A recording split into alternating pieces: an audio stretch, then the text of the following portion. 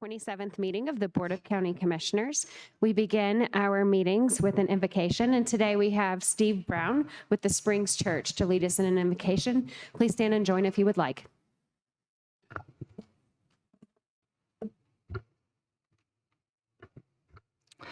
First of all, Commissioners, I'd like to thank you for this opportunity to pray for you and for this meeting today.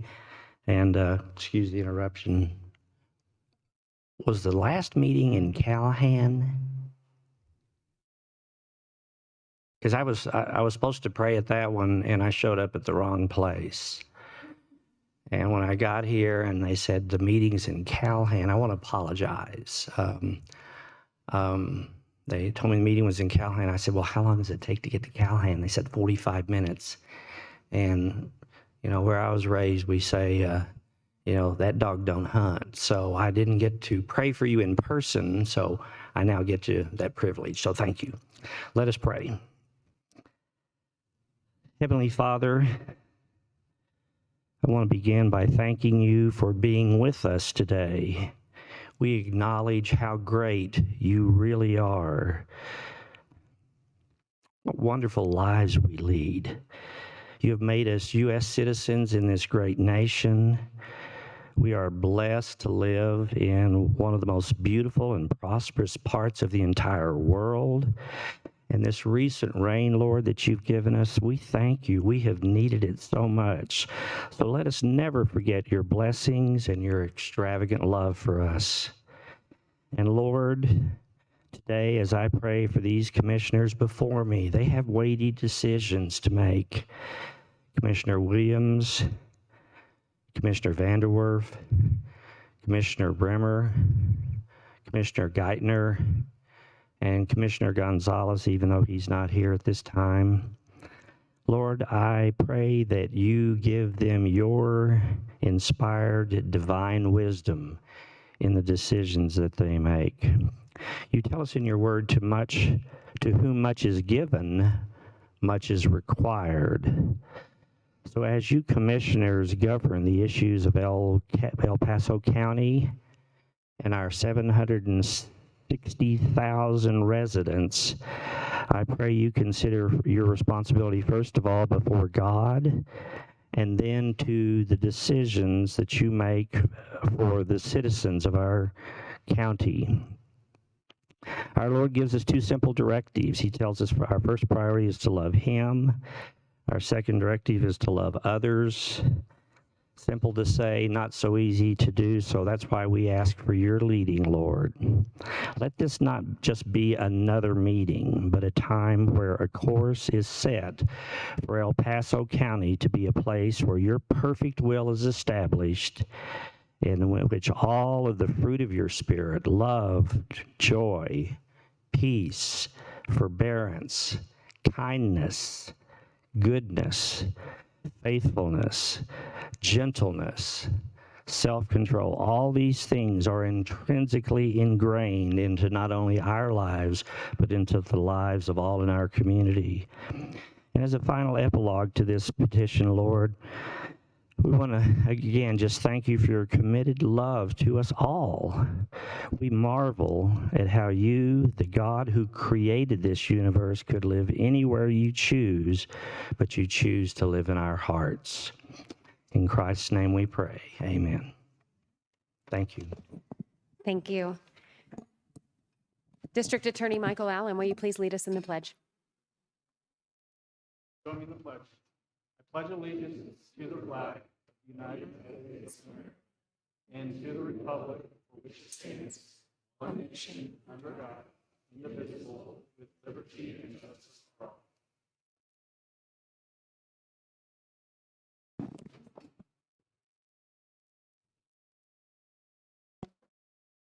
Item number 3. Item number 3 is staff emergency items, and I'm unaware of any staff emergency items today. And before we move on to our first action item, which is item number 4, I would ask for a motion to excuse Commissioner Gonzalez. So moved. Second. That has been moved and seconded. Commissioner Williams. Aye. Commissioner Vanderwerf. Aye. Commissioner Geithner. Aye. And the chair votes aye. That passes 4-0. Commissioner Gonzalez is excused for the remainder of the agenda. Item number 4. Item number 4 is consent to appoint deputy district attorneys. For A, appointment of Robert Lyman and David Jensen, Michael Allen, district attorney. Good morning, Commissioners, Chair Kami Bremer. Thank you for having us over. It's always fun to come over and introduce our new attorneys that are working on behalf of the entire 4th Judicial District, which, as we know, is the best judicial district in the state of Colorado. Robert Lyman graduated with a Bachelor of Arts with highest honors in physics from Williams College in Massachusetts and a Master of Science in Physics from the University of Washington. He later received his JD from the University of Virginia School of Law. He's an experienced attorney. He's worked in private law and worked most recently for the 18th Judicial District Attorney's Office, and we're excited to have him on our team. Robert is here directly to my left. And then we have David Jensen. We're also excited to have him join our office. He graduated with a Bachelor of Arts in Government and a Bachelor of Arts in History from the College of William and Mary in Williamsburg, Virginia. I'm not sure how we got 2 Virginians educated attorneys in one scoop like this, but good additions to the office. He got his JD from the University of Denver and worked in civil law, and then also interned with our in the 1st Judicial District Attorney's Office up in Jefferson County. I know that one of the commissioners will be excited to hear some of this stuff. He was an Eagle Scout and has volunteered as a high school Frisbee coach and enjoys hiking, or I should say climbing 14ers, and has since moved to Colorado. He's hiked 18 of them. I know one of the commissioners in particular has an interest in that as well. And so with their backgrounds and the addition to our wonderful staff at the DA's office, I would ask for appointment of these 2 attorneys as deputy district attorneys here in the 4th Judicial District. All right. Well, we usually spend this time getting to know you a little bit, welcoming you. Is there anything that you would like to tell us, or any commissioners that would like to ask questions? Thank you for the opportunity. Commissioner Okay. Geithner. Oh. Commissioner Williams. All right. University of Virginia. Way to go. So that's where my degree is from, and my husband's law office degree, or law degree. So thank you very much. And also William and Mary, my husband, when he asked me to marry him, said that I really wasn't leaving Utah or leaving the West, because Virginia once was the entire nation. So anytime you need some of those old Virginia books, we still have them. And also, David, I like the fact that you coached Frisbee. Okay, my son has now hit almost 2/3 of every state in the United States to play Frisbee golf. It goes through, he plays a Frisbee golf course.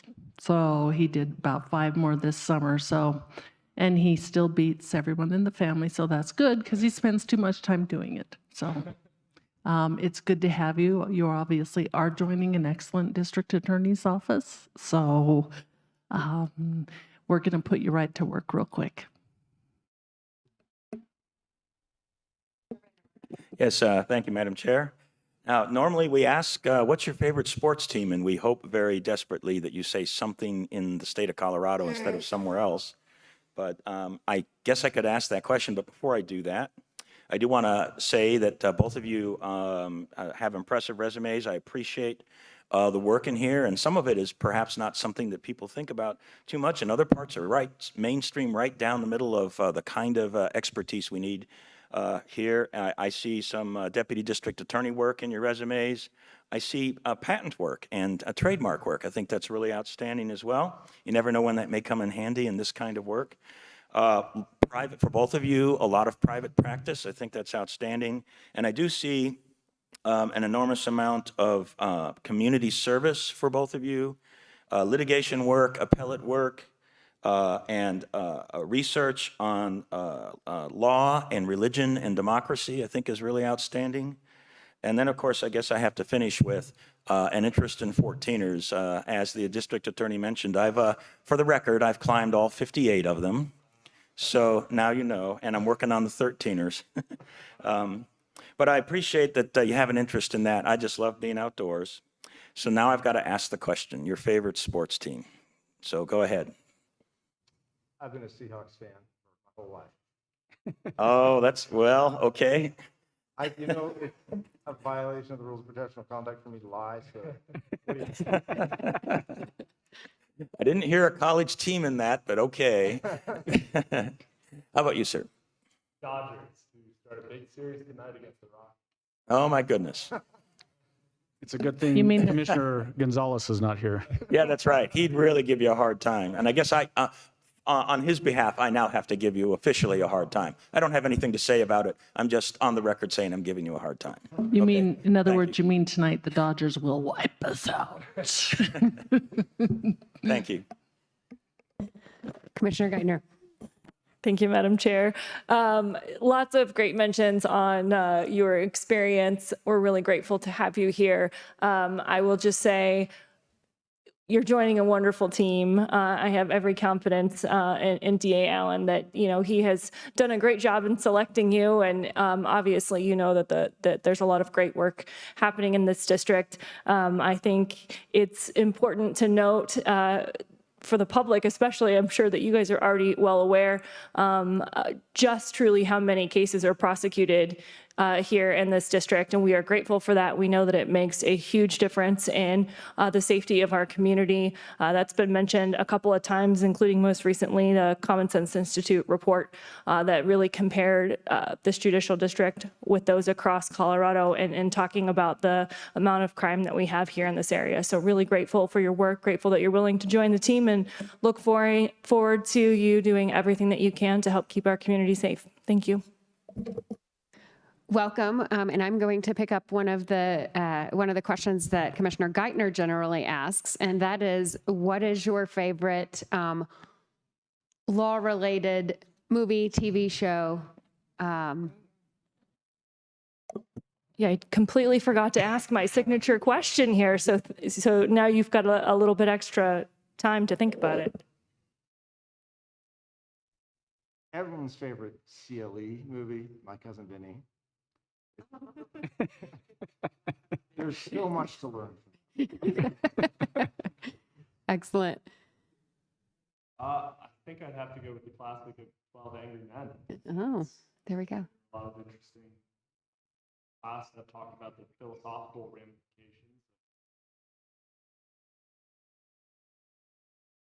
How much of an impact that movie has on me. It's a good one to understand in your field for sure. Excellent. Well, thank you and welcome. So can I have a motion? I move approval of Deputy District Attorneys Robert Lyman and David Jensen. Second. That has been moved and seconded. Any final comments? All right. It might be a squeaker here. Commissioner Williams. Aye. Commissioner Vanderwerf. My Cousin Vinny is one of my favorite movies, too. Excellent choice. And there actually is some learning in there about law. Aye. Commissioner Geithner. Aye. And the chair votes aye. Congratulations. That passes 4-0. We always love those unanimous verdicts, so thank you so much.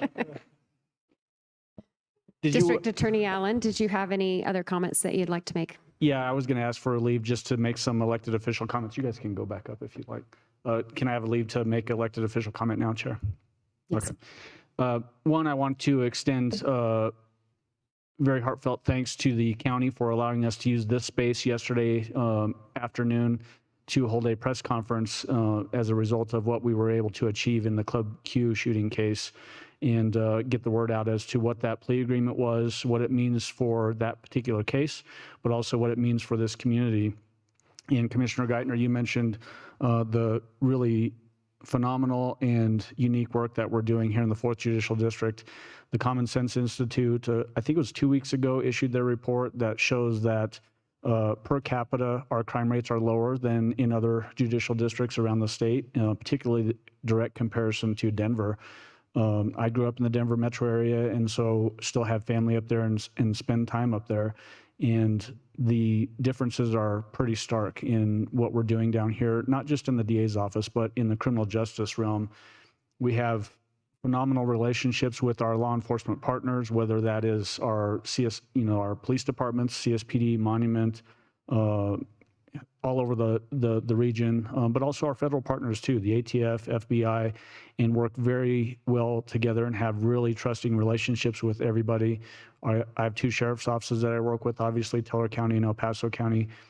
And it's those relationships and the trust that we have and the shared professional respect we have between the agencies that allows us to do our unique jobs and trust the other parts of that system to do their jobs in the appropriate way as well.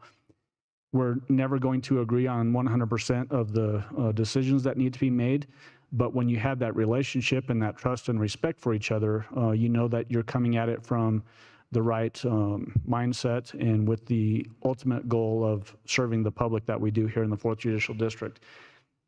Those relationships absolutely matter. They lead to better investigations. They lead to better cases. They lead to better communication of cases and really serve the 4th Judicial District in a way that is not being done in any other part of the state. And I don't mean that to demean any other part of the state. I mean that to just exemplify how strong we are able to work here in the 4th Judicial District.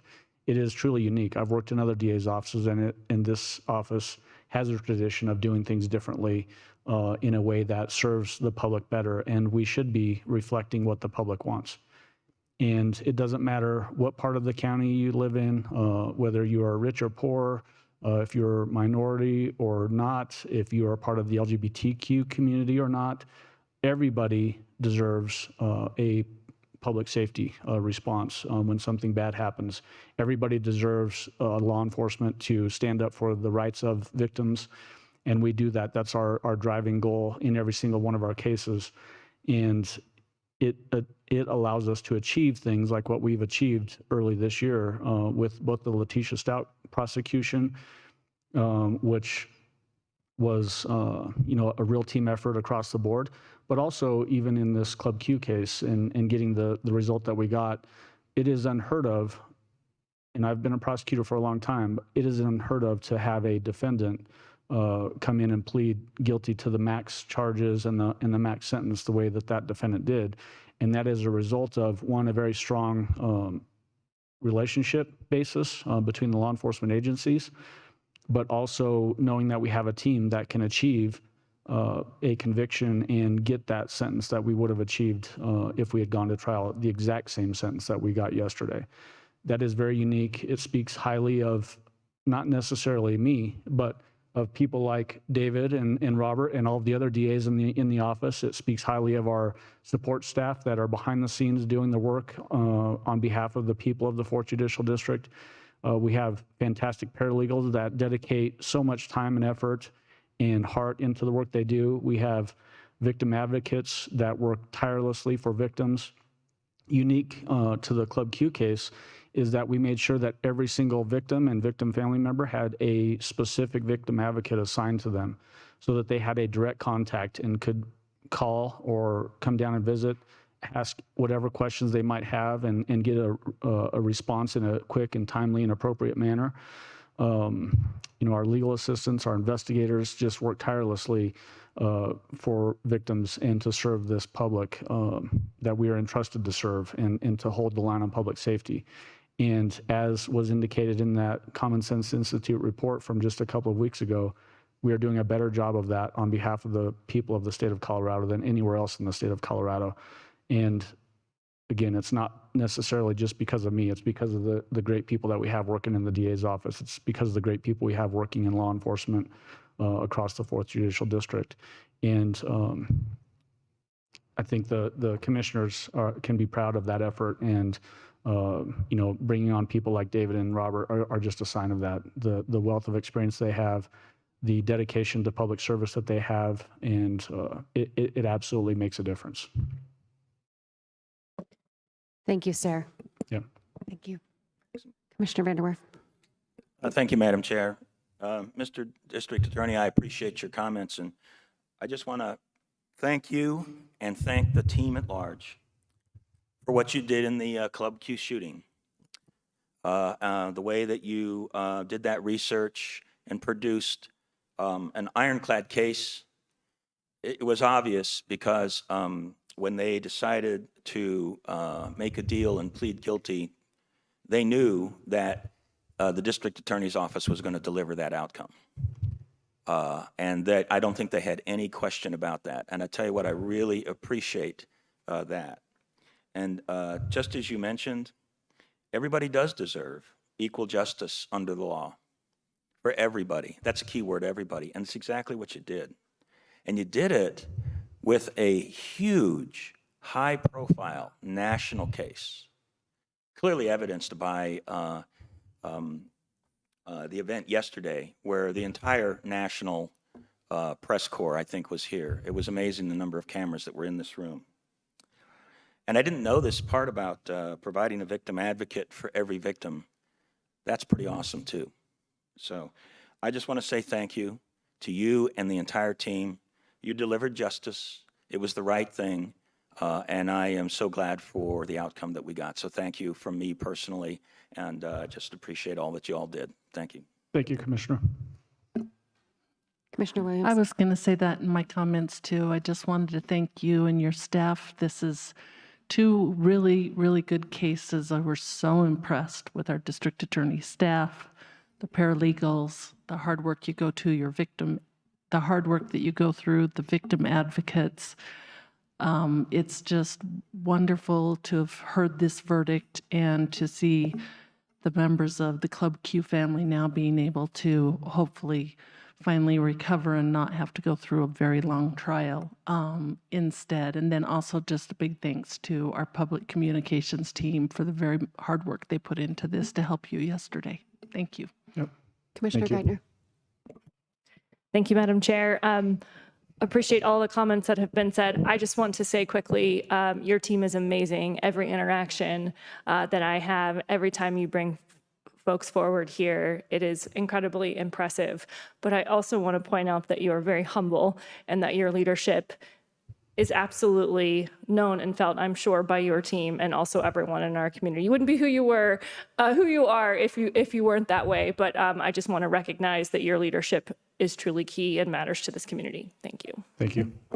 Well said, Commissioner Geithner. And, you know, I wanted to point out that while this particular case was incredibly high profile, you and your team didn't do anything differently than you do for every single person, every single victim, every single case. And that is a tremendous relief and comfort to me, and also I think to our entire community, that we're in great hands, and we've made some huge strides in ensuring the public safety team is working as a team with all of your colleagues and cohorts from across the district. So I appreciate that partnership. I appreciate the way that you have fostered that. And, you know, the correct process generally produces great results. And I think that's what we saw yesterday. But it's what you do, and you do it so well. I'm grateful. Thank you. Thank you so much, Chairman. Thank you. Thank you. Okay, item number 5. Item number 5 is changes, postponements, and notice of the next meeting. I'm aware of one change to today's agenda. Item number 12A will be considered after item number 6, and the next meeting will be July 11th at 9:00 a.m. And do you need a motion for that change? No Out of motion order. required. Okay. Item number 6. Item number 6 is the consent calendar consisting of item number 6A through 6S2. Are there any members of the public wishing to speak on items 6A through 6S2? Any online? Hearing none, I will bring it up here for any comments, questions, and a motion. But before we do that, I am actually just going to quickly reference item Q, which is a proclamation remembering the Korean War. I do not want to pull this off at this time, but I think it's worth saying. My grandfather was drafted just before the Korean War. He married my grandmother a couple of days later before he was shipped out. And this is our second year without him here in our lives. But it's often known as the Forgotten War, and today it's not forgotten. It's not forgotten by your county commissioners, and I know that Commissioner Gonzalez is scheduled to present this proclamation at the Korean Memorial that is happening in a couple of weeks. So just wanted to point that out and couldn't let it be forgotten on our agenda either. Any other comments?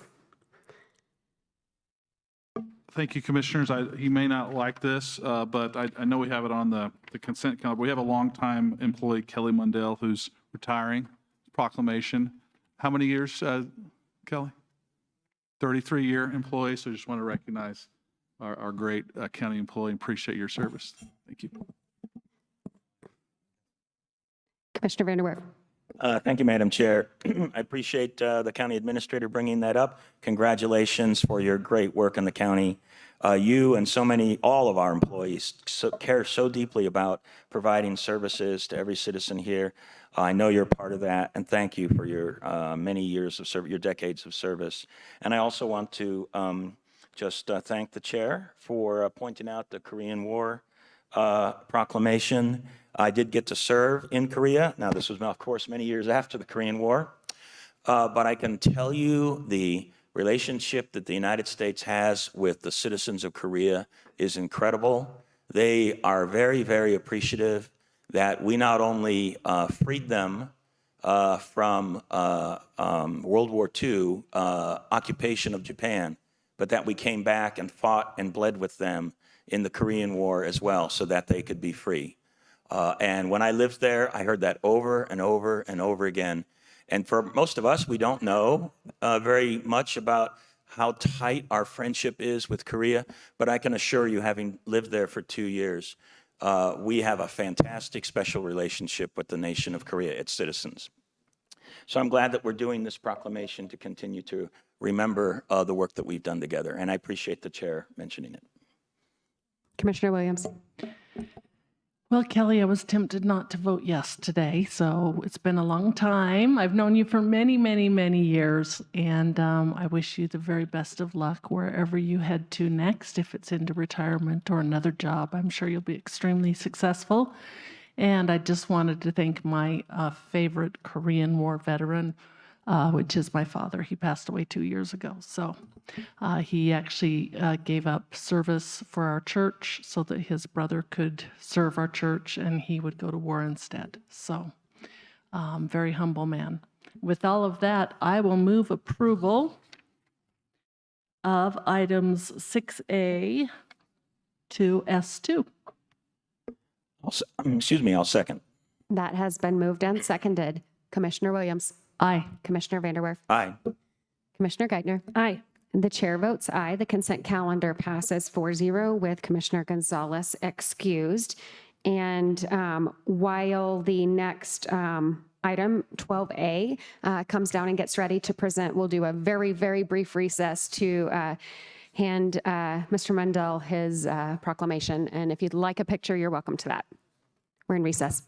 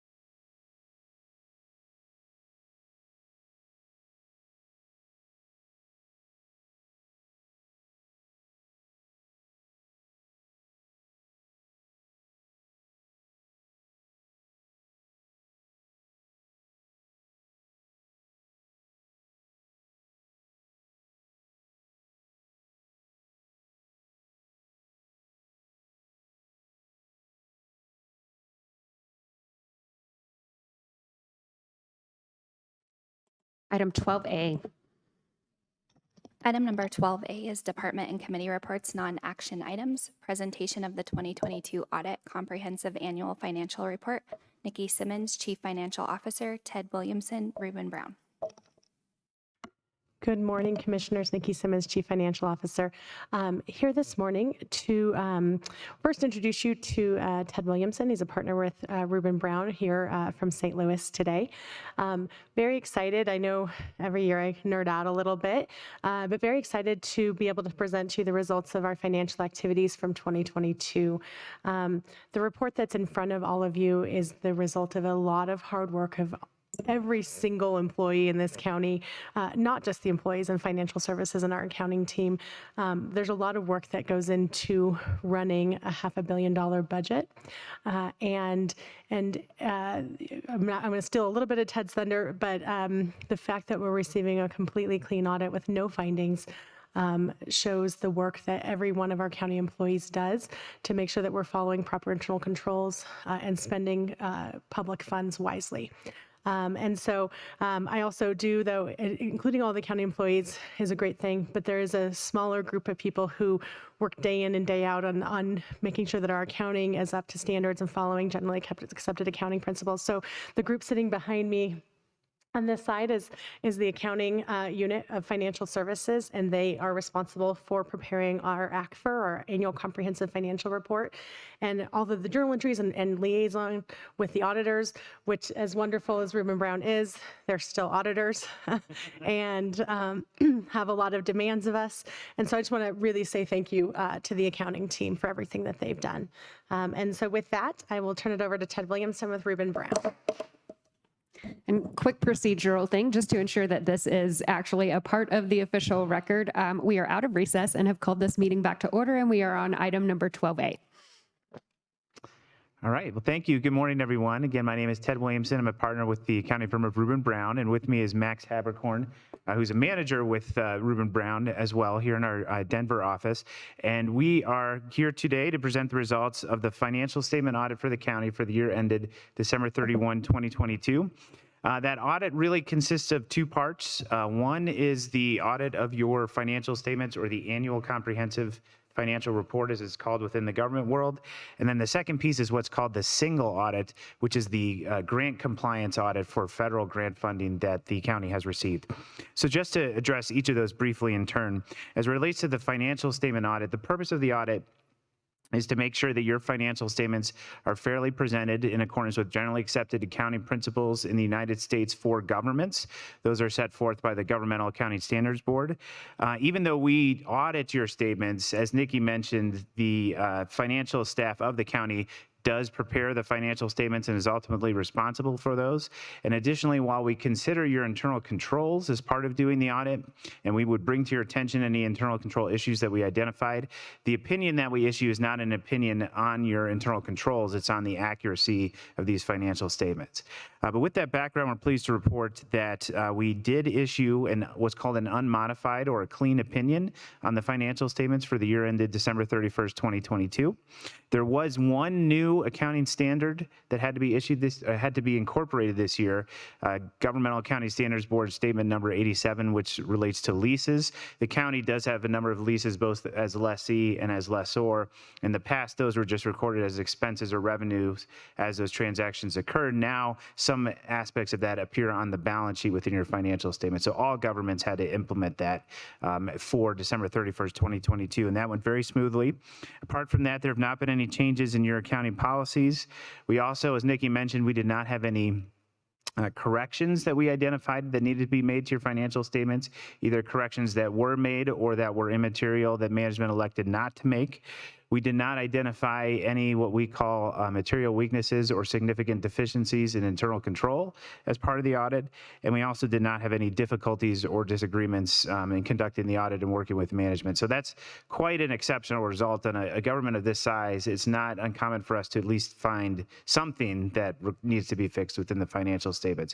So the fact that we have nothing is very good result. And then just turning to the single audit, which again is the grant compliance audit for federal funds. During 2022, the county expended $125 million of federal funds. Now, when doing that audit, the Federal Office of Management and Budget has a formula that we have to follow to determine which specific grant programs we're going to look at in a given year. We don't look at all of them because there's so many, but we focus on the ones that are either highest dollar value or of highest risk.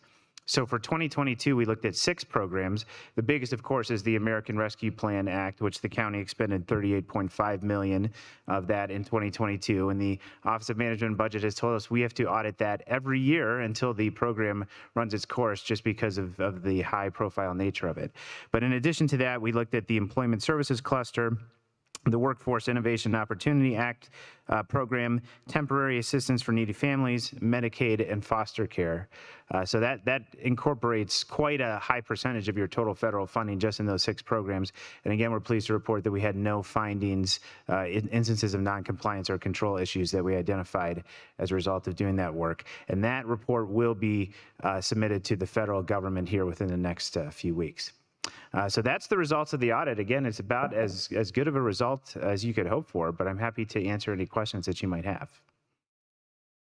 Do we have any questions from the commissioners? Commissioner Vanderwerf. I don't know if I have a question per se, but how do you ask a question on a report that has no findings? So I guess I'll just compliment a little bit here. First of all, thank you for doing this work. It's really, really important to the county, but I also know that it's important to this board that we do these audits, that we continue to, work hard at making sure that all of our accounting procedures meet standard practice, and the team does a great job of doing that. I really, really appreciate that. It really helps us when it comes to things going forward, like asking for more grants because we've got a clean record. And when people ask questions, this is one of those. There's many things you can talk about, but this is one of those things you most definitely talk about when people ask, is El Paso County running well? Are things going well in the county? And when you've got a clean audit, that just goes a long way towards being able to express that we are in that place. But thank you for the good work. And I really want you to keep looking, and anybody that's doing an audit in the future, because if there is something wrong, I know that we're committed to finding it and fixing it. So I actually want the auditors to do that job and see if we've got anything wrong. And then, if there's no findings, that's just fantastic. So thank you. Thanks, everybody, for the great work. Commissioner Williams.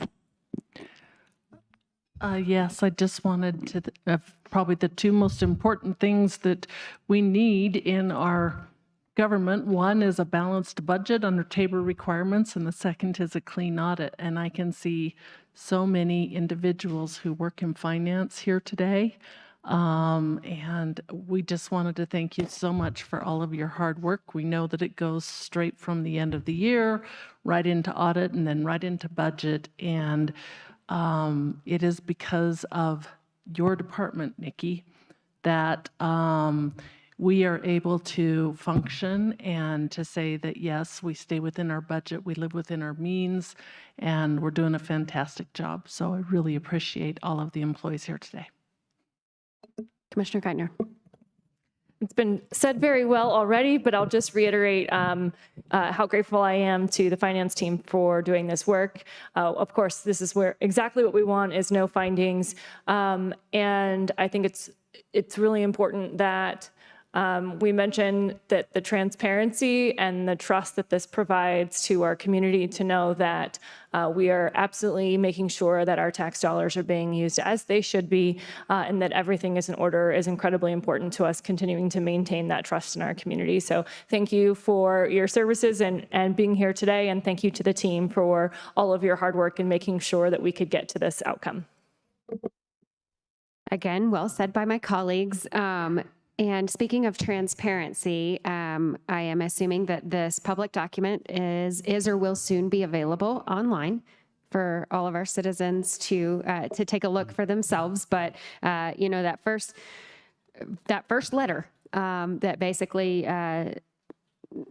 goes into a little bit of a summary of what all was looked at and how it was looked at and the process used is incredibly helpful if you do not want to read all 184 pages of the entire report. The first 4 are really the most important, and we will make sure that those are available online.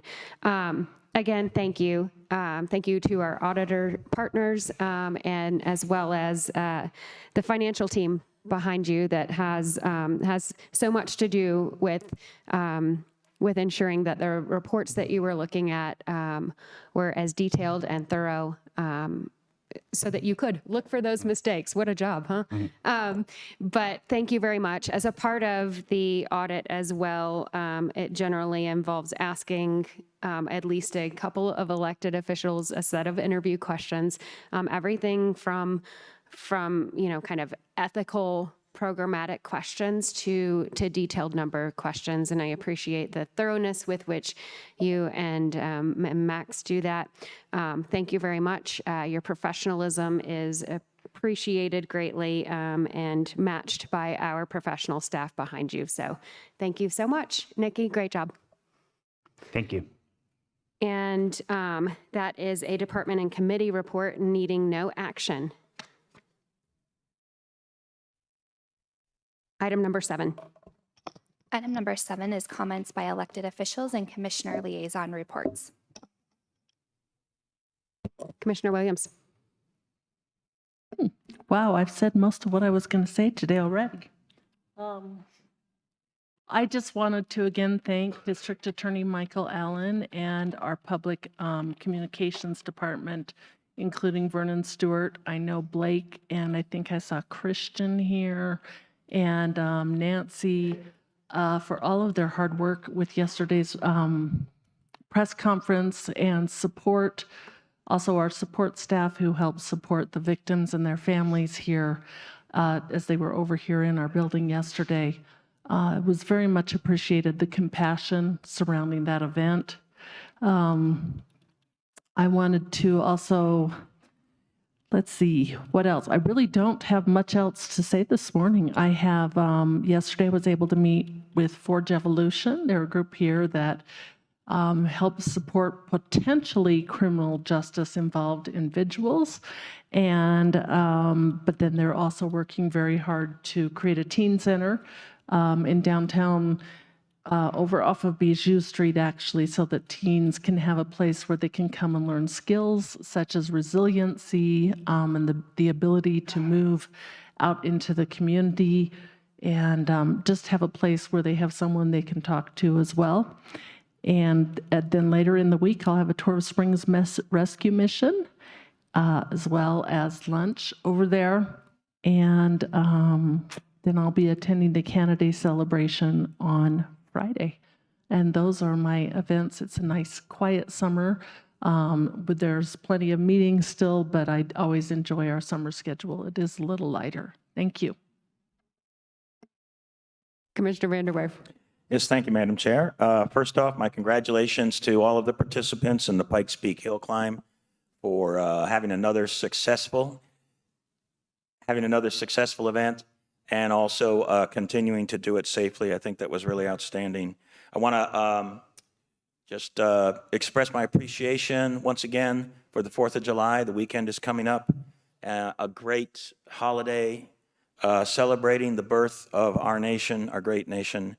And I will be at the Monument Parade, and I look forward to it. I think it's fantastic. The Monument has the largest parade in the state of Colorado, and it's right here in our neighborhood, right in my district, actually. And I think I've been participating in it now for several years, and it is a wonderful event.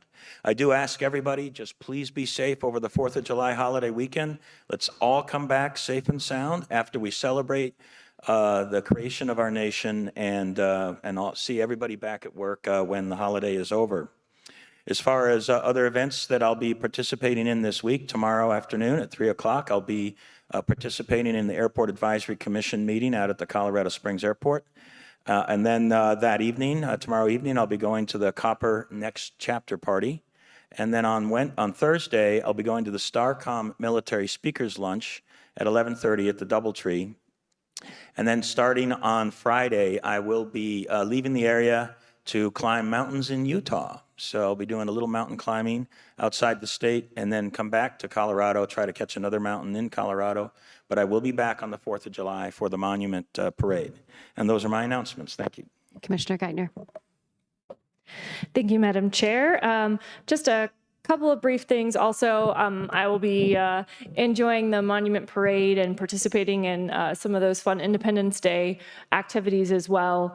I think it's always an important time to actually reflect on the birth of our nation, where we are today, and what we need to do to secure the great American experiment for the next generation.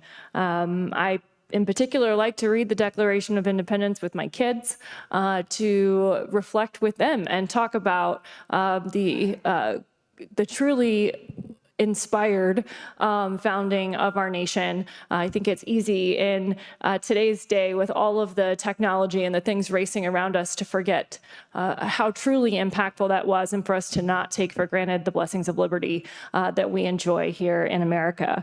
So in addition to that, I will also say in the unincorporated parts of the county where those fireworks that do not leave the ground are legal, and we'll see those fireworks stands setting up. I know I just saw one in Falcon setting up here, that just a reminder to use those safely, make sure that they are extinguished. We are fortunate that we are in a situation which is not dry as it usually is, but nevertheless to encourage folks to be careful, both for the potential of fires, but also for the safety of your family. So don't forget to make sure that you put those hot fireworks safely, either keep them in an area that is not flammable or put them in a bucket of water and those things before you dispose of them, just to make sure that our community has a safe holiday. I will be attending an event at Springs Rescue Mission on Thursday. I also have a regional building meeting on Thursday as well, and a few additional constituent meetings. So looking forward to another busy week. Thank you. Thank you. Commissioner Geithner and I had the opportunity earlier this week to just tour our Center on Fathering at the Department of Human Services, learn a little bit more about that, and also about the great work that our child welfare team does. And it was quite impressive, the detail with which, the detail and the heaviness of what they deal with every day. And for the commissioners to understand the process it was very, very helpful. So thank you to all of our child welfare workers and for them taking the time to explain to two commissioners a very complex job. Tomorrow is Bike to Work Day. I also have Board of Health and Urban Renewal Authority. And then later in the week, Springs Rescue Mission. I'm speaking at a civic leaders conference. And then because of the holiday next week, I'll go ahead and remind the public that our next redistricting meeting is on July 6th at Mesa Ridge High School. And that concludes my comments. Are there any countywide elected officials online? Okay. Item number 8. Item number 8 is Community Service Organization Reports. 8A, HBA Cares Report. Marla Novak, Vice President of Government Affairs, Housing and Building Association of Colorado Springs. Good morning, Chair Bremer and Vice Chair Geithner and commissioners and staff. Thank you so much for the opportunity to give you an update today on HBA Cares and one of the projects they're working on. My name is Marla Novak. I'm VP of Government Affairs for the Housing and Building Association. The HBA is made up of over 500 member companies that deal with development and the building industry. One of the main things we work on is supporting policies that encourage affordable housing. But a couple of the other things we do is the Careers in Construction program, which you heard last week, and then HBA Cares is our philanthropic arm, and we connect community needs with the industry resources. And so George Hess is here today to give a report. He was one of the drivers in the Pikes Peak Hill Climb. We're happy to have him here today with us. But he also was a past president in 2007 for the HBA and has been involved with the Careers in Construction program and HBA Cares for many years. There's George. Good morning.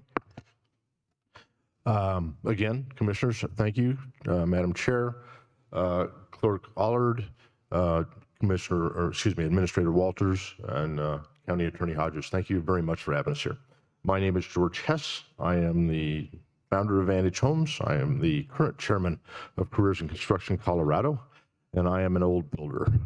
Okay, and as I didn't know Marla was going to come up here. She's a much better speaker than I. She really should have done this entire presentation. Lisa Weidenbach is with us. She is the director of HBA Cares, as Marla said, which is the nonprofit organization of the Housing and Building Association, which does a lot of really cool stuff. Now, I need to understand how to change the channel. Is this it?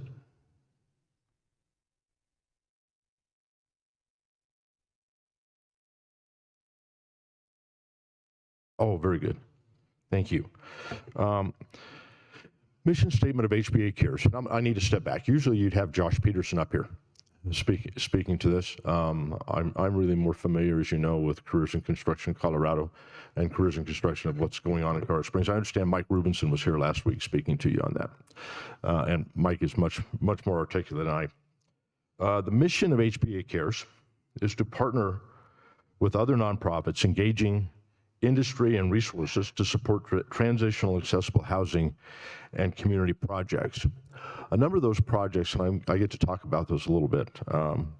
Dream Center, which is a part of New Life Church and the Mary's Home Project, which is taking mothers in transition, single moms in transition, giving them housing and skill sets. And HBA Cares headed up the program of building the Dream Center's community facility, which gave them a healthcare point and some offices. Creek Week, a ramp for Josh, which is something we do often, more than just a ramp for Josh, where HBA Cares goes out and helps somebody when they need a ramp into their home because of a handicap reason, and they're expensive, as many of you may know. Recently, we did one for a industry individual, Alan Brown and his family. Alan's wife, unfortunately, has Alzheimer's. His wife's sister has Alzheimer's, and his daughter is handicapped, and Alan is taking care of all of those, and that was just finished this last week. And Care and Share is also a program that HBA Cares is heavily involved in. None of this happens without builder captains. Josh Peterson is a builder captain, for example, on a major project that we're undergoing right now, but we take builders from within the community. They're a builder captain. They'll take up a project and take the ball and run with it. We do large projects also. George, don't screw this up. Thank you. I'm sure many of you are familiar with the John Zay Guest House that is down at Penrose Hospital. The first project was done, the home on the left is the original facility, and it was done in 2008. It was seeded with money from an HBA member, roughly $1.5 million. The expansion to that project, because it was so successful, unfortunately, was done in 2012.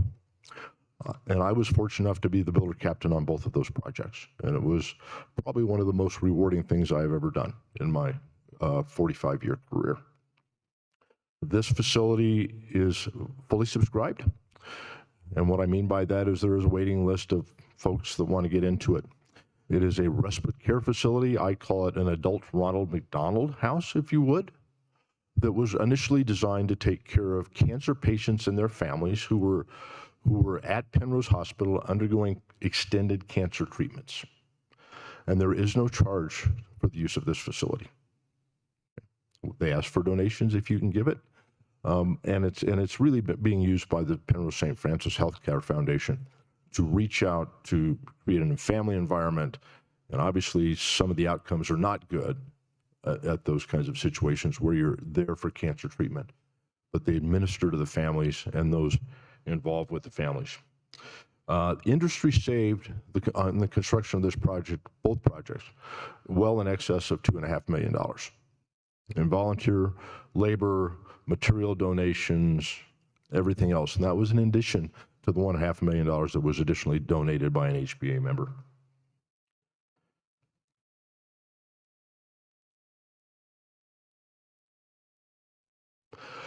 We have a new project, and it is called the Woody and Millie Ingram Guest House. And this is being constructed, same format as what was done with John Zay, out at the Penrose St. Francis Healthcare Facility at Woodman and Powers. Okay. This facility is a little bit bigger than what we did with John Zay 1 and John Zay 2 because we determined in the process that it needed to be bigger because of the subscription that we have to this. It is intended to serve cancer patients and NICU, which is near and dear to everybody's heart. Obviously, this is the front elevation of this home. And here's the rear elevation of the home. This project has 24 suites. John Zay, with the addition, I believe, had 22. It has a day suite for a doctor on call, and it has a total of 28,000 square feet, where Zay 1 and 2 were about 20,000 square feet with the total footage in it. What's important about this facility is that we have a future expansion capability of adding another 16 suites as is necessary and as money becomes available. Briefly, here's some floor plans.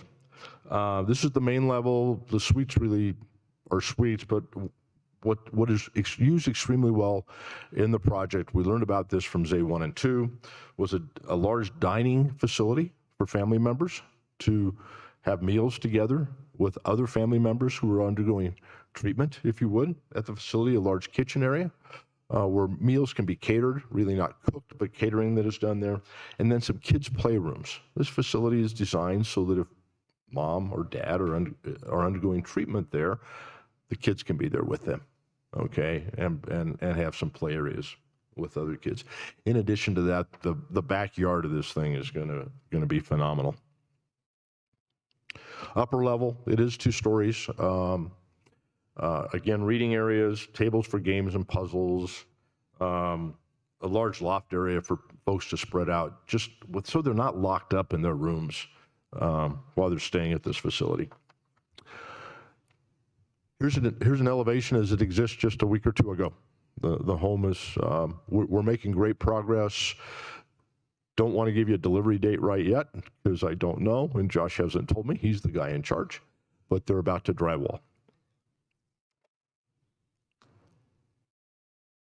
We have about 125 companies and trades involved in the project right now that have made donations, that are working diligently to build this facility.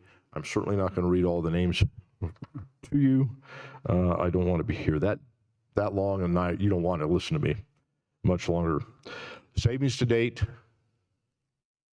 has been about $1.5 million. Now, if you'd like to, for a mere $50,000, we can put Commissioner Williams' name on a door and Commissioner Bremer's name on a door. We can sell rooms. We're not selling rooms. We're selling the rights to sponsor those rooms for $50,000 apiece. Okay, careers in construction, something I'm really passionate about. We've been able to get some kids involved out there coming out and learning from the G.E. Johnson team who is managing the construction of the house to help clean up, just learn about the program. So far, we've had about 30 students out there. We've had an internship from a young man that's gone to work for G.E. Johnson out there, Jake Rails from Palmer Ridge High School, a careers in construction young man.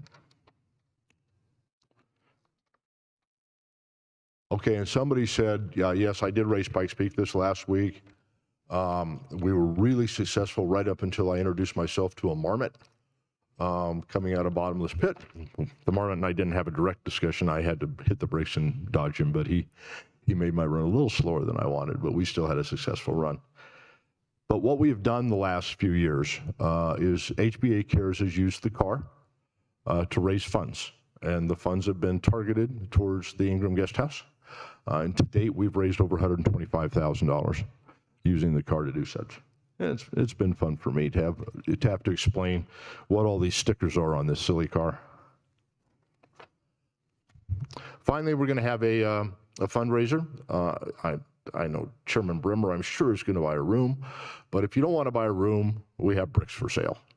And that's going to happen through July 5th. You can buy 2 sizes, 4x8 for $100, 8x8 for $200. And if you need more information on that, Lisa's the lady to talk to. With that, I'm happy to entertain any questions from y'all. Do we have any questions for Mr. Hess? Commissioner Williams? I might be able to afford a kitchen cabinet, maybe, or the handle on the door. Holly, we can arrange that.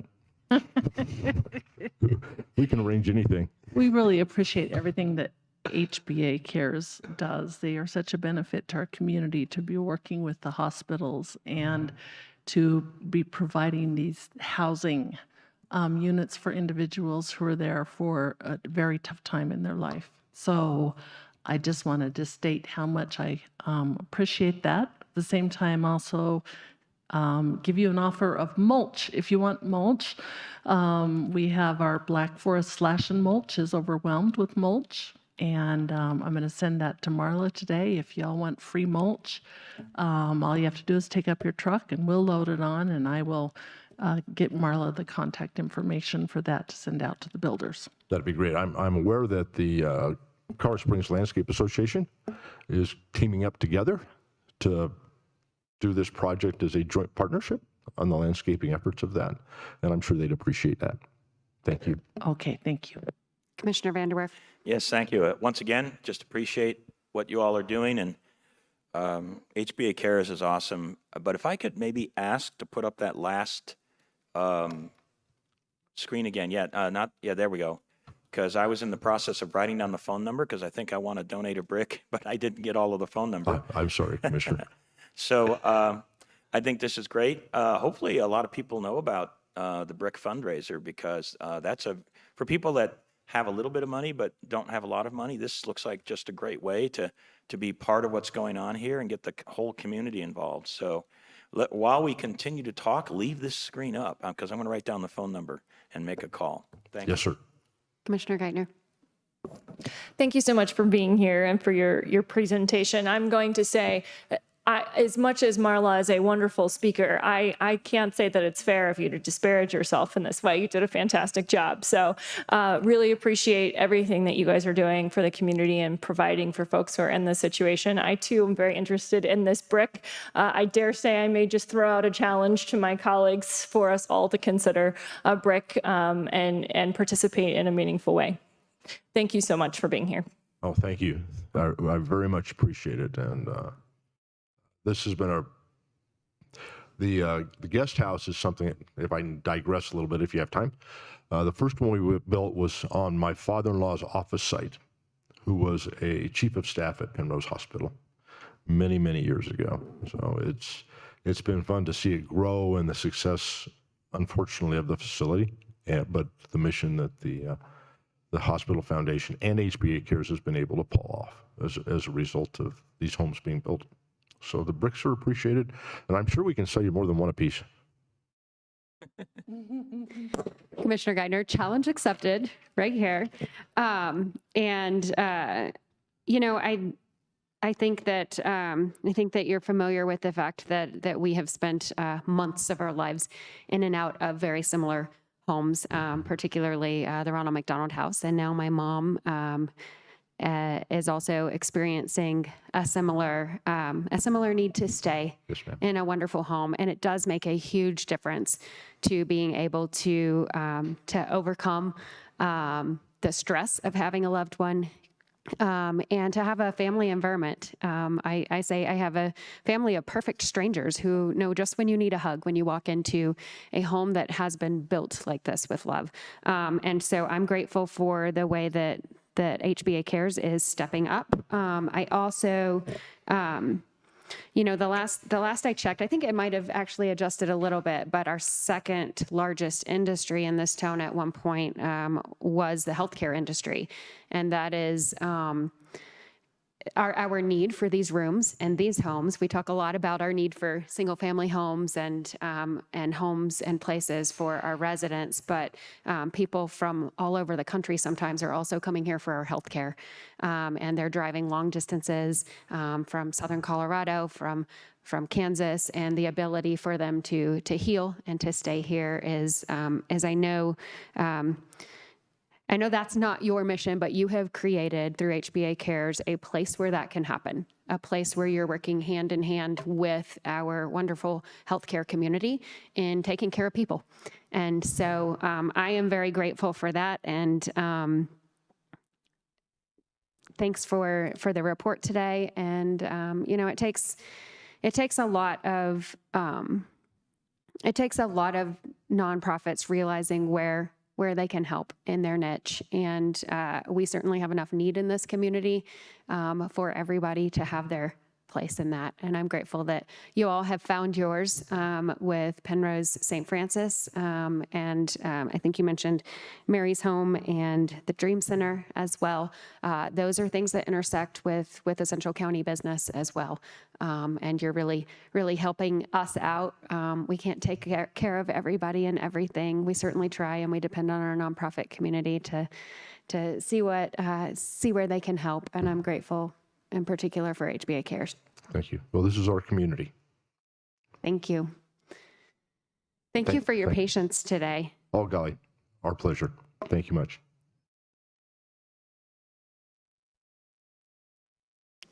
Actually, before we move on, would you guys like a recess and a photo while you're here?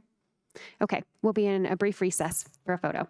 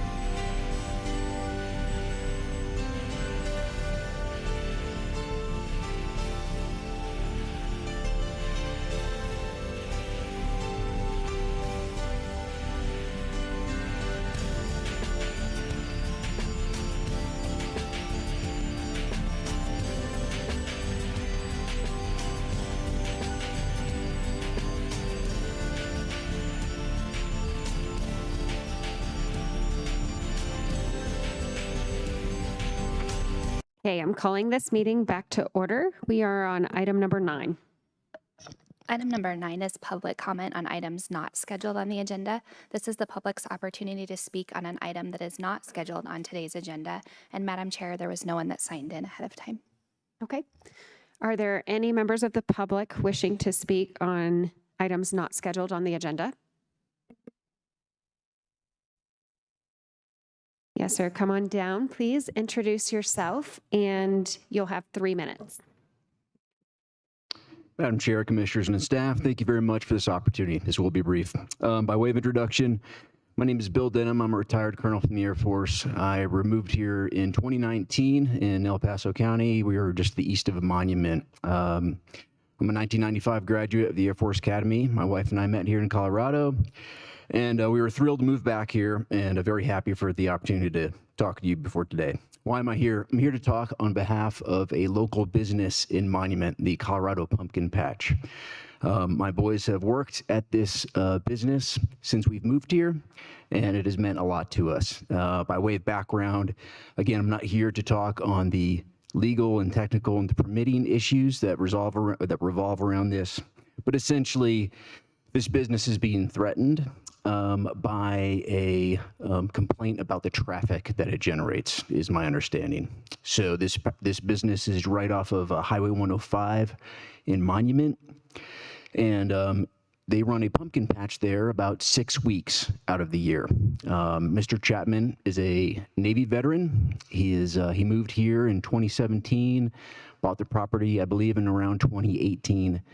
It is a working farm, and a part of their vision of buying that property was to establish a pumpkin patch. Again, that business runs about 6 weeks out of the year, and it does generate a fair amount of traffic and business. The value of this business is tremendous, and that's why I'm here to talk to you today. Obviously, it brings in a lot of money to the county. It is an opportunity for families to attend a very fun event in the fall. And besides running a business, they also have a nonprofit 501c3, Johnny Pumpkin Seed, in which they take care of families with special needs, give them free entrance, free pumpkins, etc. And as a father with an autistic son, I can only say that means a lot to me, and I know it means a lot to those in the community. Finally, since I moved here in 2019, my boys, 2 of them were 14 and 12, and they started working and volunteering at the farm. And one of the values that Mr. Chapman brings to our community is that as a mentor. And I know as parents, we can all reflect on how good it is when we have coaches or other people that speak into our boys' lives and our daughters' lives that reemphasize the message that we ourselves try to bring them. And that's exactly what Mr. Chapman has done for my boys and my family. He's taught them the value of hard work and responsibility, physically demanding work, and he has been an amazing person in our family, and he's an amazing person to our community. So I'd urge you to support his business, the Colorado Pumpkin Patch. Those are my comments. Pending any questions, thank you very much.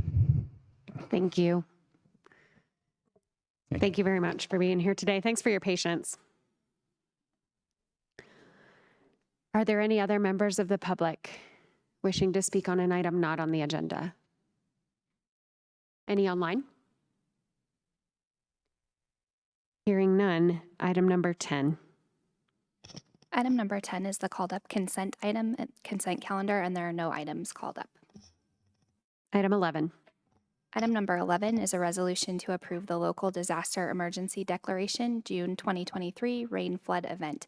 Andrew Nottbaum, Director, Pikes Peak Regional Office of Emergency Management.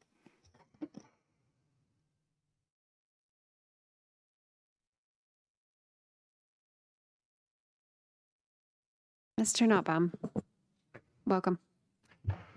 Commissioners, Madam Chair, Madam Vice Chair, staff. I've got some slides coming up. We're going to talk about the storm we've had recently. So this is just an executive briefing on the overall storm that we've had June 8th through June 23rd.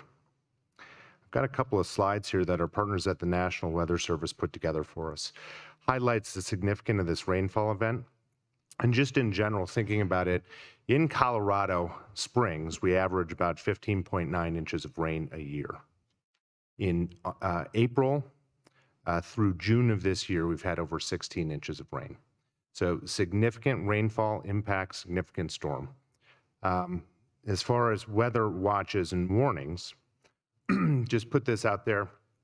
There have been over 17 flash flood warnings in the month of June. We've had 4 river flood warnings for Fountain and Monument Creek in the month of June.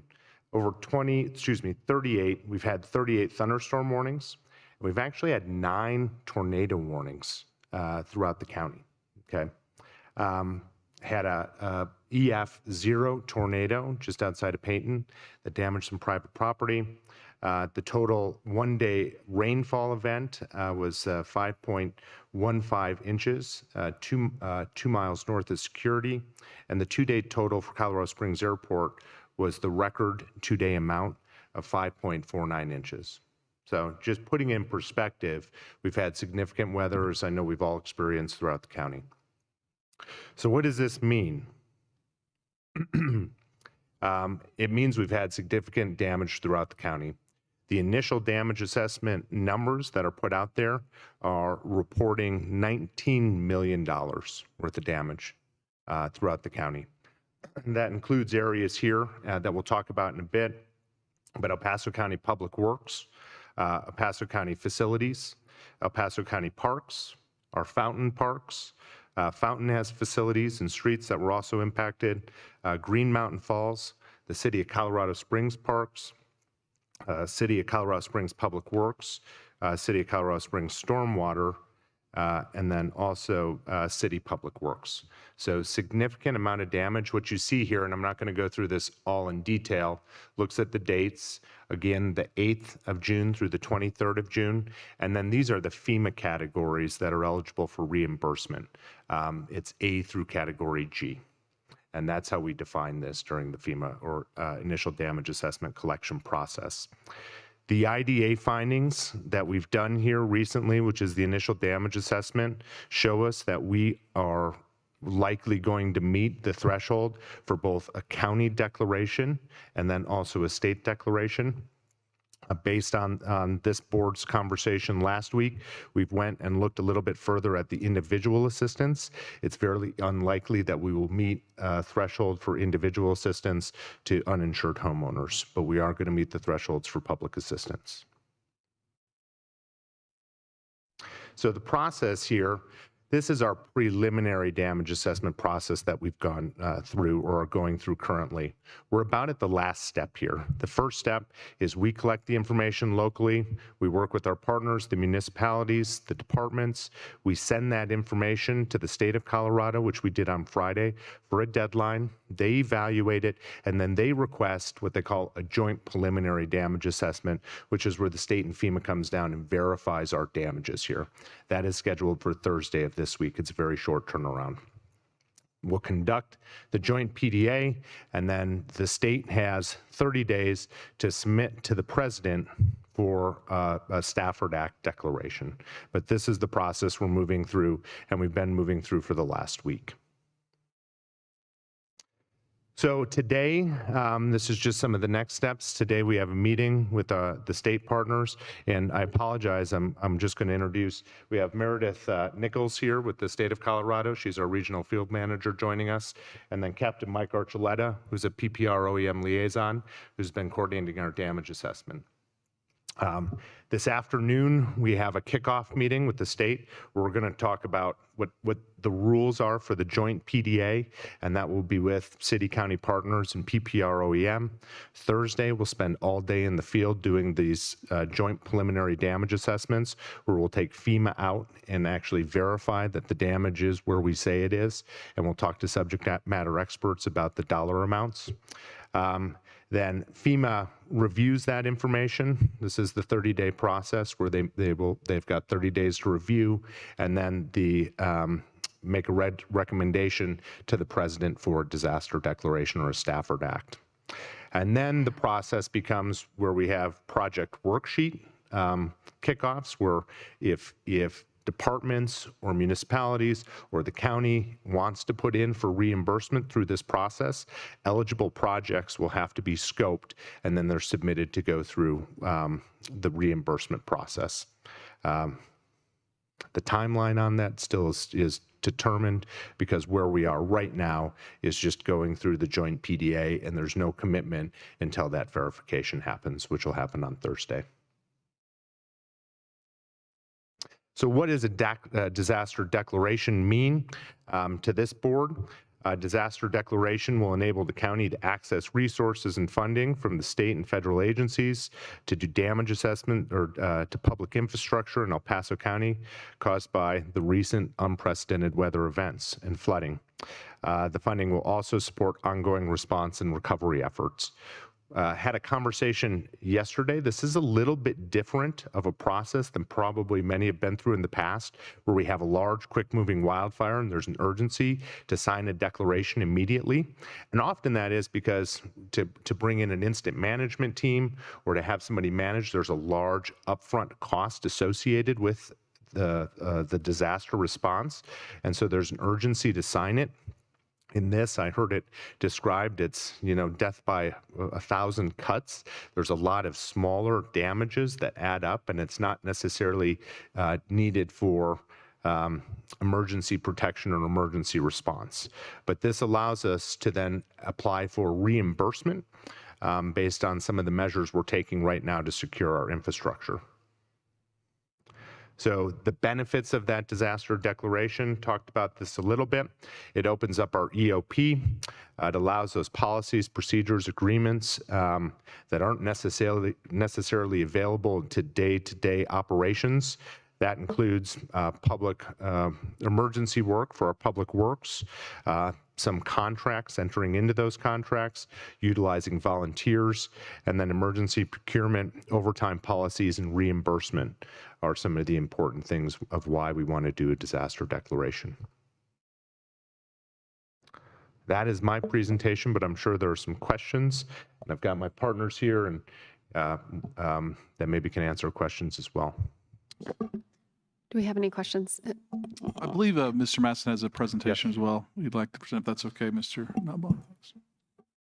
I'm sure we will have some questions for you at the end. I only had one comment before the presentation. Instead of bike to work day, I think I'm going to get a rowboat and we can row to work one day. Hey, good morning, Commissioners. Kevin Masson, Executive Director, Department of Public Works. What I want to show you is just an update as to where we're at with the recovery cleanup itself. On the left-hand side, you can see the status of our roads that we have right now. We still have 15 closures, but with the weather the way it is, we hope to start chipping away at these and get these open again. And the reason for the closures are primarily a lot of debris and things that have been washed onto the roads, and then also we've had culvert damage and getting things backfilled so it's safe for vehicles. You do have this in your slide deck. If there's no questions about the individual roads that we do have closed right now, I do want to show this video. This video is representative of what we've had throughout the county. Rather than show you multiple videos or multiple photos, this will give you a good idea of what our crews have been working with. But you can see we basically have a river that's crossing over the road. If you look on the left edge of that road, all the pavement has been washed away, and we have to come back in and backfill that. I say pavement, this is actually a gravel road. I'll go back here again. But right here where the cursor is, this whole section of road is gone, and that's where we have to get materials in. Now, I do want to give a shout out right now to Tracy Gorman, Becky Shafstein. They have been working very, very closely with us to get the materials that we do need to get materials on site. Probably the heaviest lift we had was, I always want to say G.E. Johnson, it's J.D. Johnson, that goes by the National Bill Dog Rescue, where we lost, it was 9,000 plus tons of material, but being able to get a contract haul and get material brought back into that to get that road open again, so the residents on that road and then the people that work at that facility for the rescue animals can get back in there again. one of the challenges that we've had is that whenever we have anything that comes up, whatever it is, it's like when we talked about, the 1,000 cuts, it's also like the War of the Flea, if anybody's ever read that book, where the multiple fleas get to a dog to a point where a dog just submits and lies down and it's it's a flea-bitten animal. Sometimes it's kind of like this as well, where we've got people who are trying to get this stuff done, but we still have other commitments in the county that we have to do. And every commitment that requires us to take an individual person and take them off of a job to do something else is going to slow down our recovery. And the reason I tell you that is because I want to show you 2 photos of some of the unexpected challenges that we've been dealing with. This first one is on Peyton Highway. If I can have the overhead, please. And this is a Jeep owner that decided road closed signs don't mean anything to him. And he drove through the road closed signs and actually went off the pavement and into where the water, where you can see where it's washed out here. And this is where we are repairing the bridge. In this case, at the time of this photo, we don't know who the owner is. The owner left. And that's being investigated as to who actually owns the vehicle itself. And then Jack Ladley, our deputy, he worked the removal to get that vehicle out of there. The concern there is that if we had more rains, that Jeep would have blocked water going through that drainage area. And then here's our next one.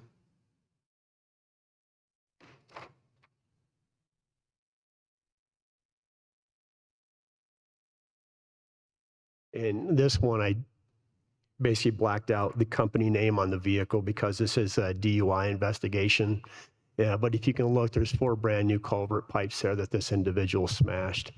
And again, working with Becky, working with Tracy to get culverts so we could get our recovery completed. And this person, again, disregarded the road closed signs, actually went off the pavement, and the truck was airborne for a small distance before it landed on the culverts. But now we've got 4 culverts that were destroyed. Now we have to source another 4 culverts, and I'm sure our county attorney will be involved in the recovery efforts as far as financially on this one to get reimbursed for the damage. But this is, again, it's these types of things that are slowing us up.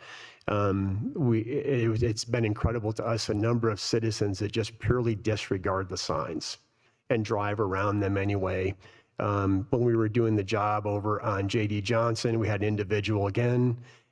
Signs didn't mean anything to this person. They drove right into the muck, and now they were stuck. And it took a couple hours away from our crew getting the recovery effort done to get this person pulled out so we could get our graders back through again. So that's been some of our challenges in addition to what we've had with the weather.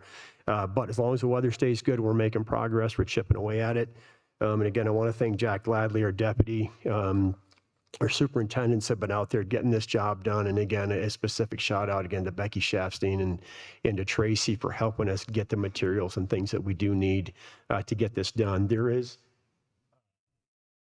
I do want to mention too that there was a good learning curve on Friday about how we get materials for the county when we need them. I misunderstood the process. I thought that what we were doing today had to be done for us to get the materials that we needed, and that was not the case. Our procurement office is on top of this, getting us the things that we do need. And I did learn that if we ever did get ourselves in a situation where we needed something to be expedited, but it would not be able to be expedited without some sort of emergency declaration. We in Public Works now understand that process, that how we can get those things done very quickly, very smoothly, while still being in compliance with the procurement process as well. So I want to thank again the procurement folks for kind of shepherding me through that process, so I understand. So I have a question. Commissioner So Williams. for the individuals who ignore the signs and end up causing damage and man hours to the county, I would, first, my personal suspicion is their insurance is probably not going to pay for the damage they've caused. But that's my personal opinion. But I guess, are we billing them back so that they have to pay for the damage they've caused? my assumption is that does happen, but it's outside of the purview of Public Works. We just basically provide the information. Here's what's happened. We track everything that we do, the things that we accomplish. And we do have we know the number of hours, the material, the equipment that's been used, and we can compile that information and give it to whoever needs it to be able to try to recover the funds. Okay, thank you. Thank you, Jim. Commissioners, Nikki Simmons, Chief Financial Officer. Commissioner, to answer your question, yes. Regardless of this situation, emergency, anything like this, anytime somebody damages public property, we do subrogate against their insurance. And so this would go through our normal procedures through our risk management office. Okay, thank you. And I guess the lesson learned here is I saw this one on the news last night with the Jeep. The signs are really meaning something. And so for the public, the signs are out there for a reason. They're not to frustrate you getting to work or getting to an event or taking your child to an activity. They're there because truly there's a lot of damage to the roads. And so we would appreciate it if individuals would pay attention to the signs. Yes, Commissioner. Thank you for bringing that up too, because we always have to remind people the yellow sign that's vertical, that has 1, 2, 3, 4, 5, 6 with hash marks, those are not inches, those are feet. So if they see the water level at 2, that's not 2 inches of water, it's 2 feet of water. And we do have people that still continue to misread those and think they can get their vehicles through there. So just real quick too, to Andy, Andy knows how to start a job right out of the chute, man.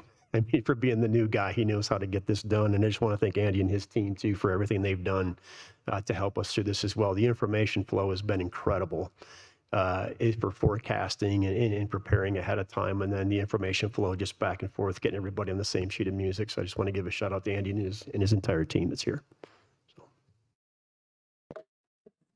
Commissioner Vanderwerf. Thank you, Madam Chair. Thanks for the presentation from both of you. I appreciate it a lot. And it's my firm belief, I think the state will help out. $19 million is a lot of money for local governments. And of course, that's spread across a couple, but that's a lot of money for, how we spend money, and we're very frugal with those dollars. So that's really going to be meaningful if we can get some help for that. I did have another question, though, and that is, it may be too early to figure it out, but obviously with these road closures, we've got harm accruing daily to our residents, because without a road, they have to drive some other long way that takes a lot more time to get to work or to go buy groceries or whatever they got to do. And it might be hard to figure out what that means as far as loss in productivity and time, but I imagine it has to be pretty substantial. Do you guys look into that or try to assess it, or the harm that's happening to our residents because of these closed roads? From a Public Works perspective, holistically, effects on the entire county, we don't, but individually on the homeowners near the damage. We just worked with a homeowner actually yesterday and this morning that we had traffic control devices put up, but we did not know that it was impacting the ability of FedEx, Amazon to deliver to these houses. When they saw the signs, they respected the signs, and then the homeowner asked us, hey, could we move the signs so they could still get deliveries? So individual cases like that, we're working with homeowners to make sure that they have as much accessibility as possible and they're not being impacted, if they have home businesses and deliveries come to the house. So we do have a couple of situations like that. But again, is holistically how it's impacting the entire county. I don't have the data for that. I wouldn't even know how to compile it. Mind if I comment? Yeah, please. Yes. Andrew Knott, PPR OEM Director. One of the things as we were drafting up the disaster declaration was to include economic impacts in there, just in case as we're tracking that and getting information, but wanting to make sure that that was acknowledged in the disaster declaration, that there may be economic impacts because of the road closures or to businesses out there. So. Okay, great. And do you actually have a number in the declaration, or are you just saying that there may be economic impact?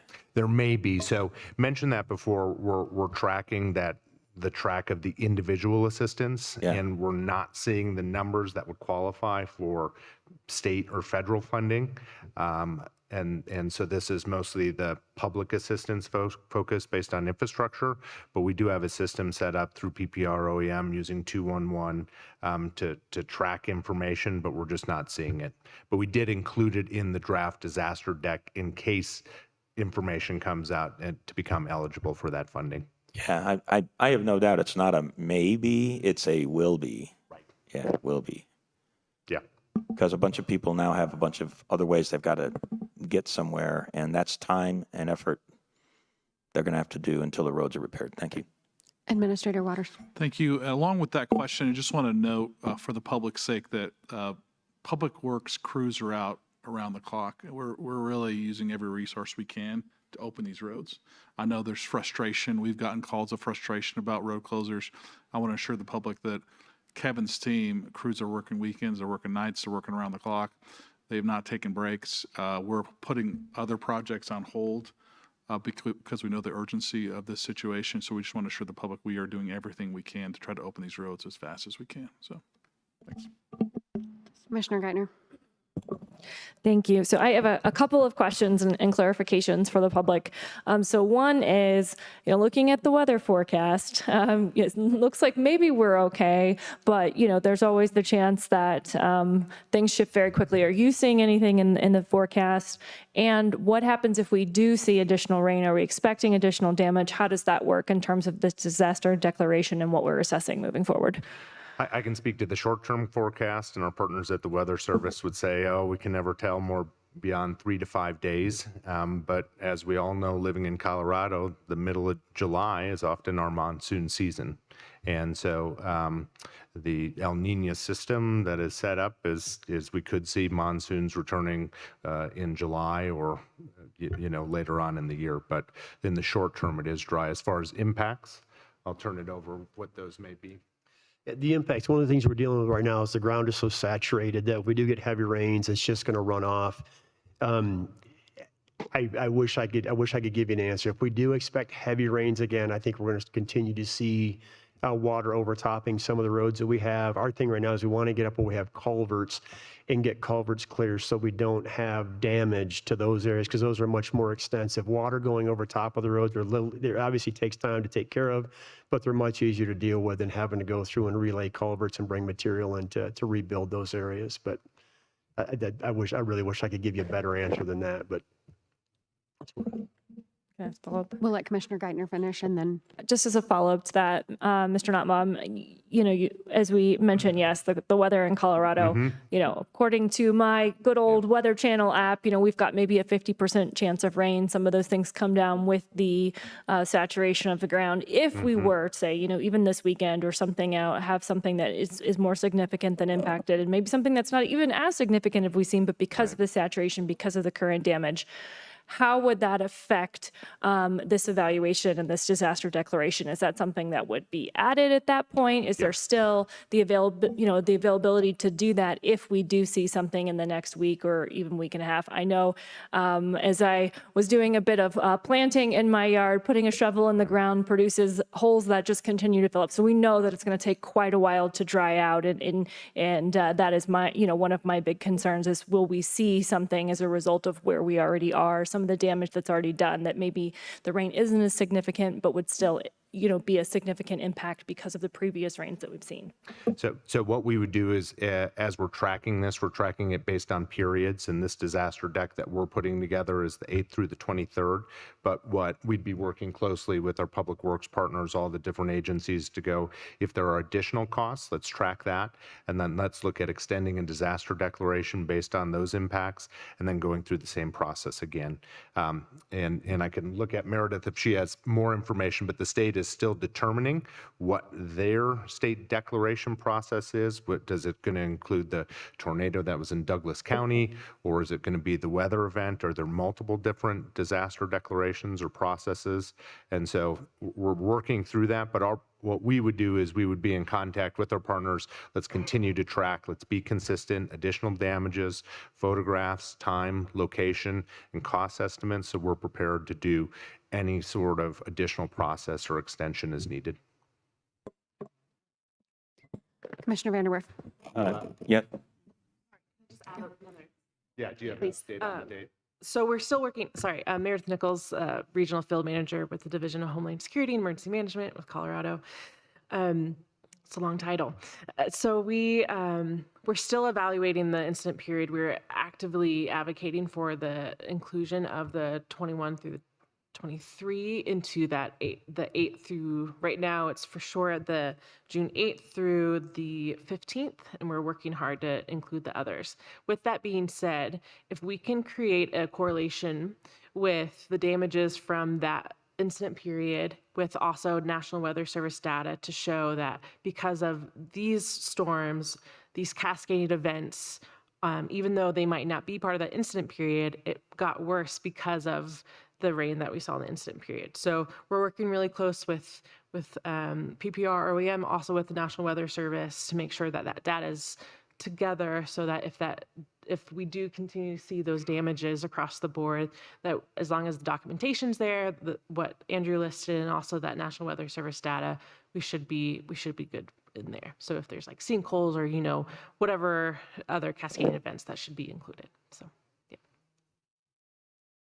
Commissioner Vanderwerf.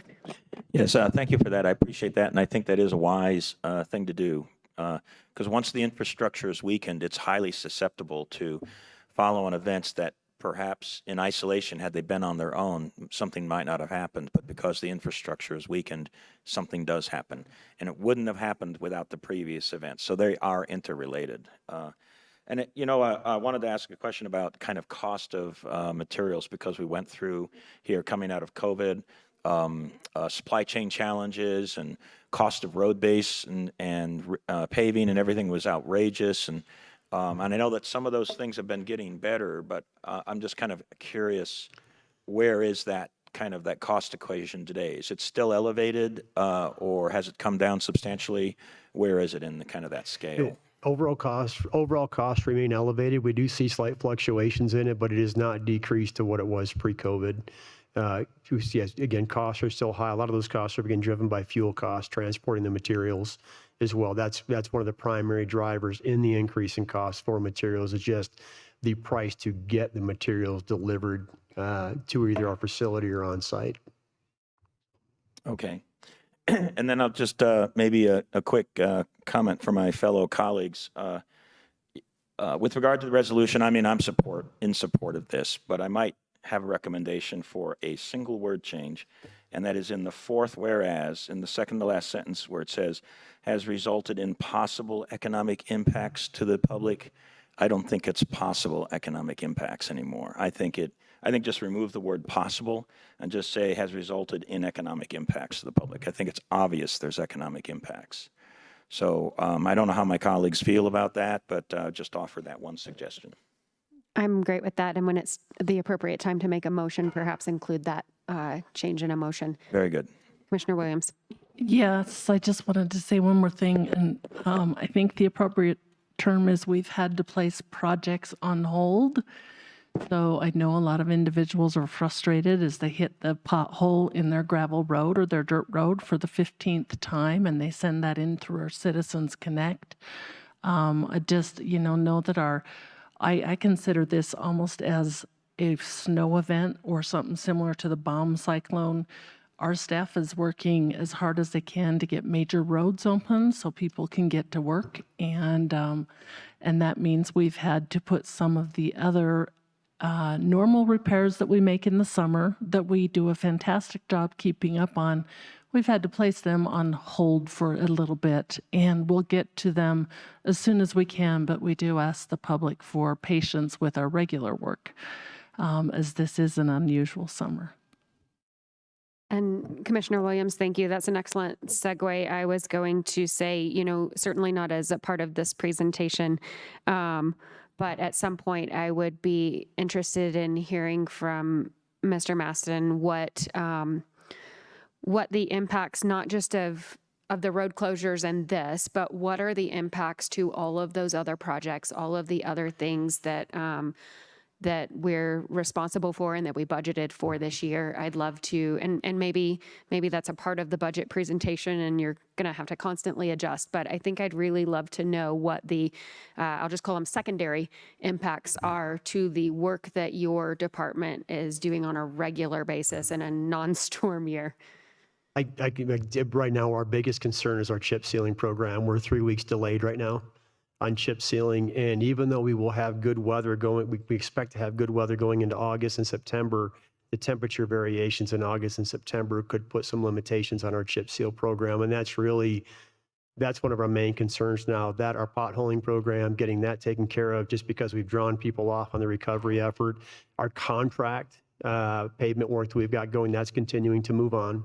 Like it is, but we're having meetings this week to sit down and kind of a rehash with the county engineer, our highway manager, and then Jack Lavley's going to lead that discussion as well to kind of a master reset of what our schedule looks like for this summer. And if there's anything that we have planned that we don't think we will be able to get accomplished, we'll brief that to the board so the board's aware about what we are not going to be able to get done this year that'll have to get pushed to next year.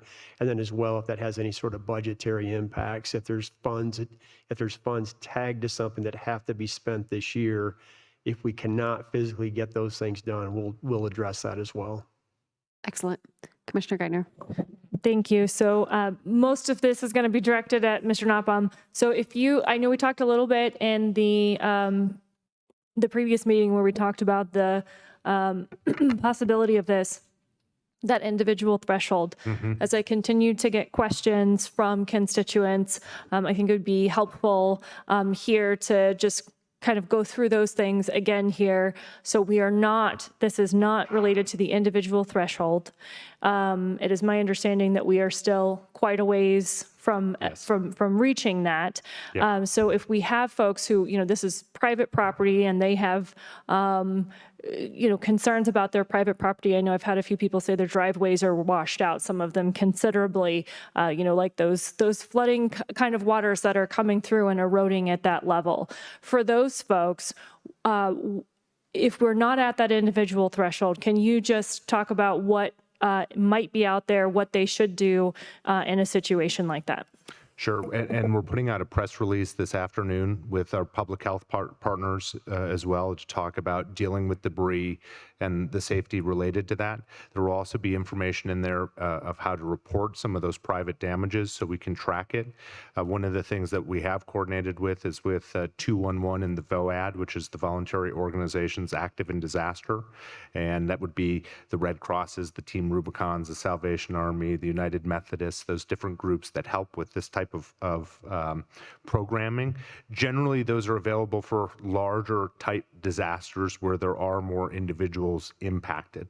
So at this point, we haven't recognized a VOAD group that's coming here and setting up shop to help assist, but we're tracking that, and we will continue to talk to the state, particularly under the state threshold.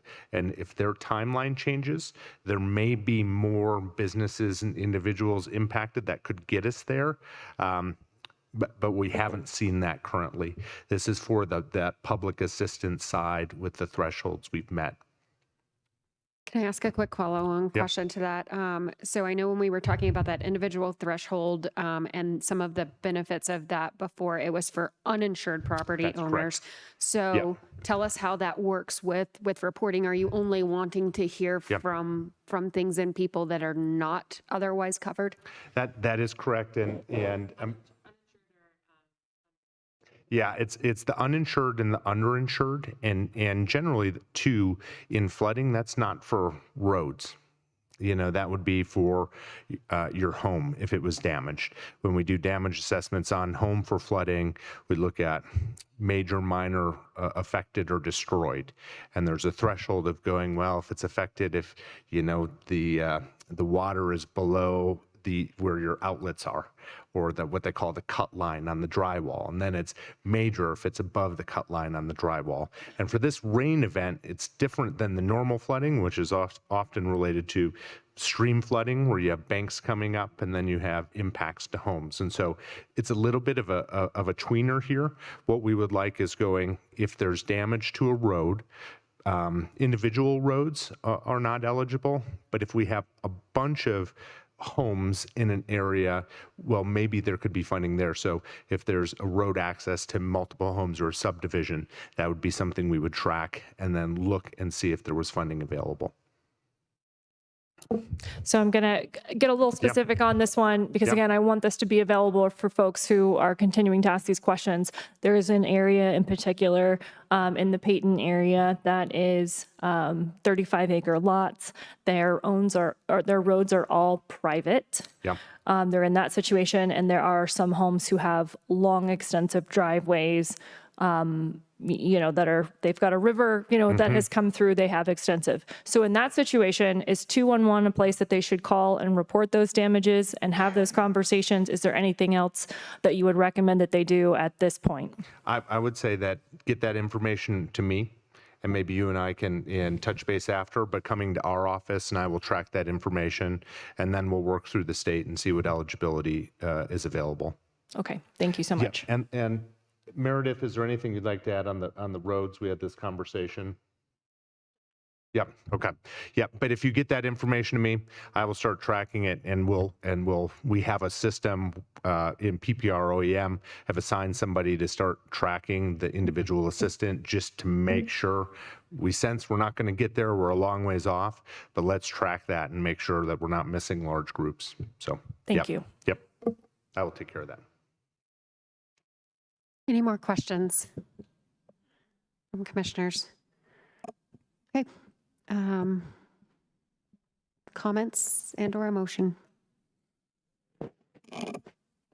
Thank you. If there's no objection from Commissioner Geithner, since a lot of this damage is out in your district, I'd be happy to make a motion and make my recommendation. Thank you very much.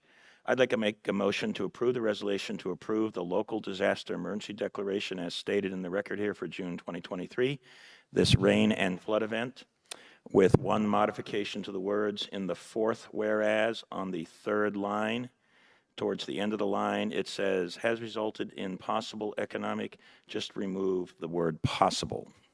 And that would be my motion. Is there a second? Second. That has been moved and seconded. Any more discussion? I will call the roll. Commissioner Williams. Aye. Commissioner Vanderwerf. Aye. Commissioner Geithner. Aye. And the chair votes aye. That passes 4-0 with Commissioner Gonzalez excused. Thank you.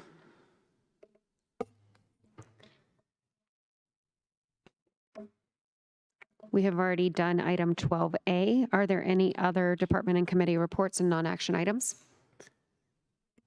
Item 13. Item number 13 is the addendum, and there are no addendums today. Item 14.